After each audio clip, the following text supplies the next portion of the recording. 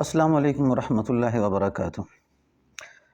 آج جس خواب کے بارے میں تذکرہ کریں گے وہ ہے خواب میں جہاد کرتے ہوئے دیکھنا، اور دوسری خواب ہے کہ غسل کرتے ہوئے دیکھنا۔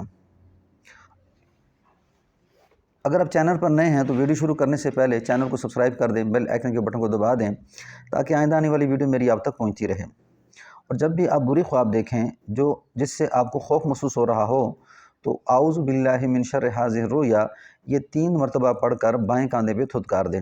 اگر اعوذ باللہ من شر ھذہ الرؤیا آپ کو نہیں آتا تو اعوذ باللہ من الشیطان الرجیم یہ 3 مرتبہ پڑھ کے بائیں کاندھے پہ تھتکار دیں، تو اس سے بری خواب کا اثر زائل ہو جاتا ہے۔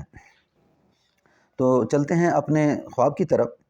حضرت ابن سیرین رحمۃ اللہ علیہ فرماتے ہیں کہ اگر خواب میں دیکھے کہ راہ خدا میں جہاد کرتا ہے تو دلیل ہے کہ اس کا اور اس کے خویشوں کا کام نیک ہوگا، یعنی اس کے عزیزوں کا کام نیک ہوگا اور سب بے نیاز ہو جائیں گے۔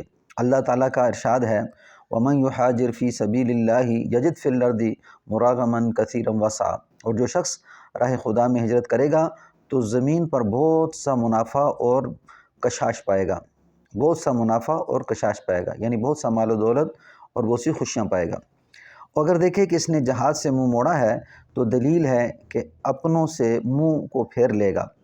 حق تعالی شانہ کا فرمان ہے هل عصیتم ان تولیتم ان تفسدوا فی الارض وتقطعوا ارحامکم، کیا قریب ہے کہ تم منہ پھیرو اور زمین میں فساد کرو اور قطع رحمی کرو۔ حضرت ابراہیم کرمانی رحمۃ اللہ علیہ فرماتے ہیں کہ اگر دیکھے کہ جہاد پر گیا ہے تو دلیل ہے کہ دولت اور نعمت پائے گا اور بزرگی پائے گا۔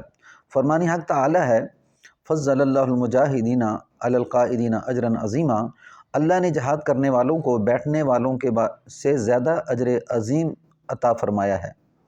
اللہ تعالیٰ نے جہاد کرنے والوں کو بیٹھنے والوں پر اجر عظیم عطا فرمایا ہے۔ اور اگر دیکھیں اس کے ملک کے لوگ جہاد کے لیے باہر نکلے ہیں تو دلیل ہے کہ عزت اور مرتبہ پائے گا اور لوگوں کو مغلوب کرے گا۔ حضرت جابر مغربی رحمۃ اللہ علیہ فرماتے ہیں اگر دیکھیں کہ کافروں کے ساتھ تنہا جنگ کرتا ہے تو دلیل ہے کہ دشمنوں پر فتح پائے گا اور اس کی روزی حلال ملے گی اور عمر دراز ہوگی۔